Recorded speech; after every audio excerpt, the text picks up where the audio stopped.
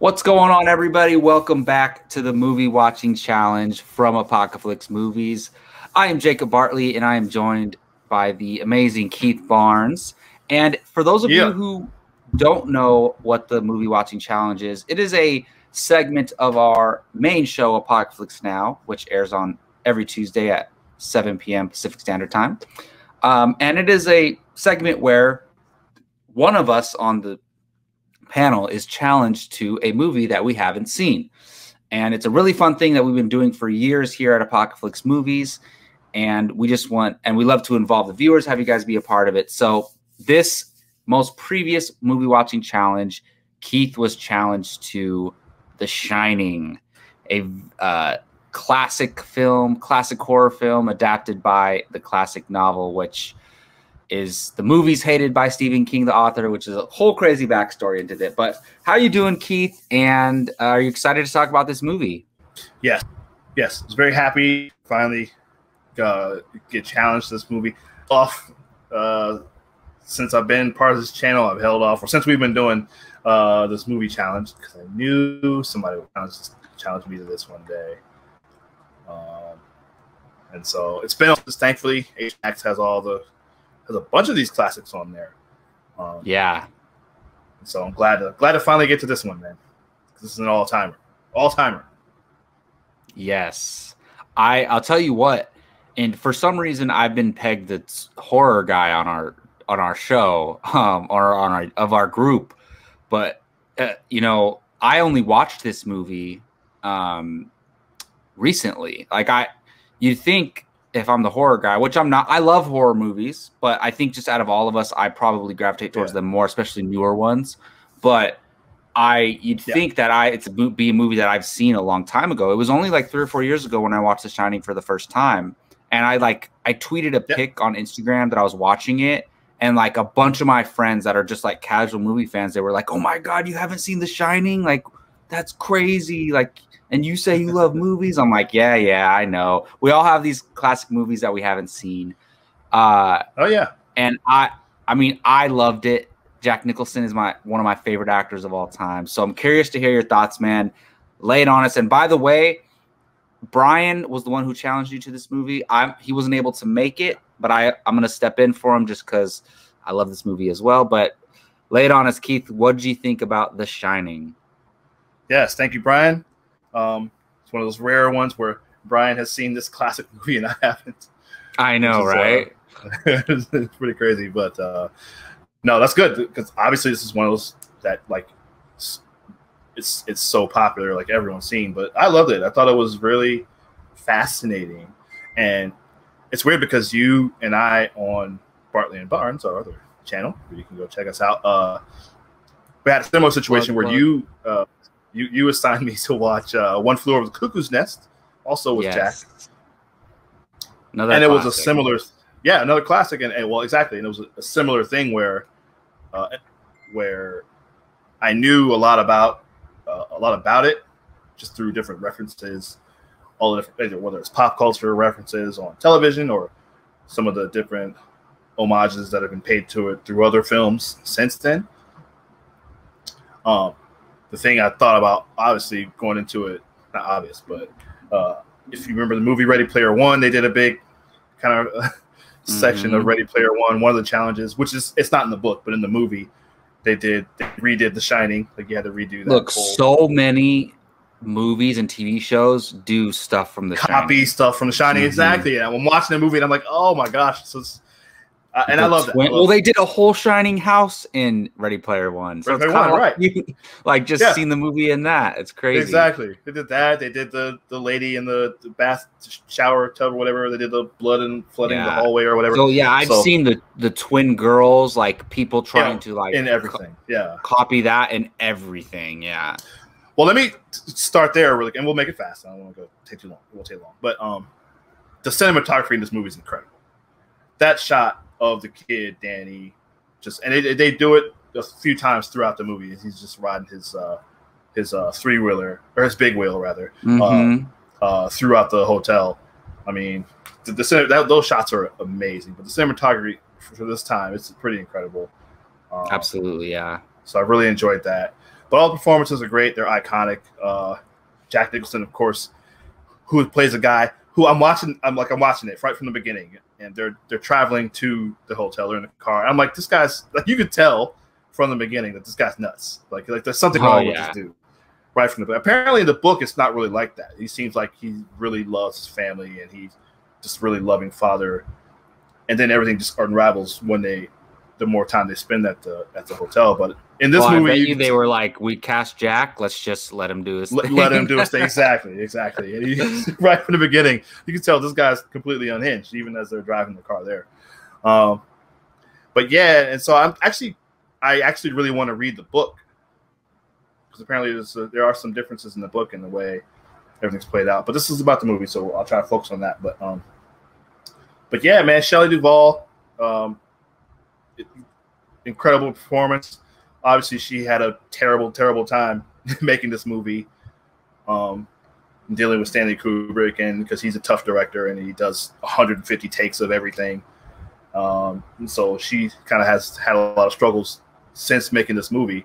Really kind of messed her up a little bit. But she's only just now, over the last couple of years, coming out and starting to talk about all those things that she's gone through in her career. But so it's good for her to see her kind of getting out and talking and stuff. But her performance in this movie is pretty great. It's really incredible. Yeah, it is. And it's too bad that we weren't able to get more of her because of her experiences. But the kid was really good. The kid's actually incredible. Like I didn't get his name, but he's amazing. I believe it's Danny Lloyd. Danny Lloyd. Okay. I don't. But what else has he been in? Do we know anything else? Which is funny because Jack Nicholson plays a character named Jack, and Danny Lloyd plays a character named Danny. Which exactly. I don't know if they changed the name of the characters from the book. I doubt they did, but that's pretty ironic. Yeah, no, that's crazy. That's very interesting. Yeah. And so, and apparently, also just kind of reading about this movie, Kubrick shot it like everything in order, like from start to finish. Oh wow, that's normally not done. Yeah, no, not at all. And if you look at the ending, the kid like looks older because it was like a year and a half later from when they started shooting. That's always crazy to me. I feel like mentally, as an actor, I would want to shoot everything in order, but that's not the case. Most movies they can shoot the last scene of the movie on the first day of shooting, like early on. Crazy. Yeah, I know. I guess that's why they're actors, right? Exactly. Yeah, there's scheduling and all that stuff and locations, and you got to shoot stuff when you can. But Scatman Crothers also really great in this movie. Yes. Oh, absolutely. He's really great. When I think of The Shining, like I think of Jack, I think of Shelley, but I also think of him. Like he's synonymous with The Shining. Absolutely. And one thing that I would say that I missed, and apparently the book, the reason I want to read the book is it really the book kind of explains more of the actual, like the supernatural part of it. Like the movie doesn't really explain there's some kind of haunting in this hotel. And with these people that have this ability, the movie doesn't necessarily go into that as well. But apparently I was reading about it, and the book apparently goes further into that. So that's why I want to read the book. And I guess the sequel, Dr. Sleep, which came out a few years ago, apparently goes further into that as well, with Ewan McGregor as a grown-up version of Danny. But and we both need to watch that. Absolutely. But man, when everything starts unraveling, it's just like, like you really feel the terror and like all the terror that the wife Shelley Duvall is going through. You really feel like the kid with his little finger, and I forgot what the name of the what's the name? Shoot. What did he name the voice in his head? I can't remember. Oh, I don't remember. Yeah, terrible. Terrible. Yeah, I know. Sorry, but through his performance of that, you can just feel like, oh my god. Then he goes to Danny's not here anymore. Like, oh my god, this is insane. And then Jack, like once he unravels, like it's just, oh my goodness, like you really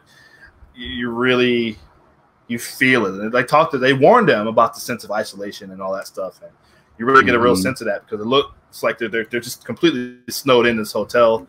And even though it seems like it would be kind of fun, right? You got this whole hotel to yourself.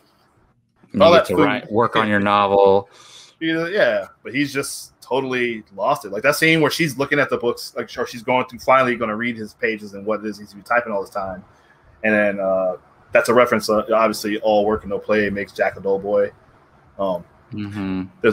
There's an episode of The Simpsons TV show, the Treehouse of Horror, where they're Halloween episodes where they do a parody of Shining. Yeah. And so a lot of the stuff that I saw in that obviously came from this. So I gotta, even though it was terrifying, because he's been typing that for months and months and months, however long I've been there. You're thinking of The Simpsons and laughing. I was thinking of The Simpsons, so it kind of made me laugh. But I believe Family Guy does a few like homages to The Shining as well. Yeah.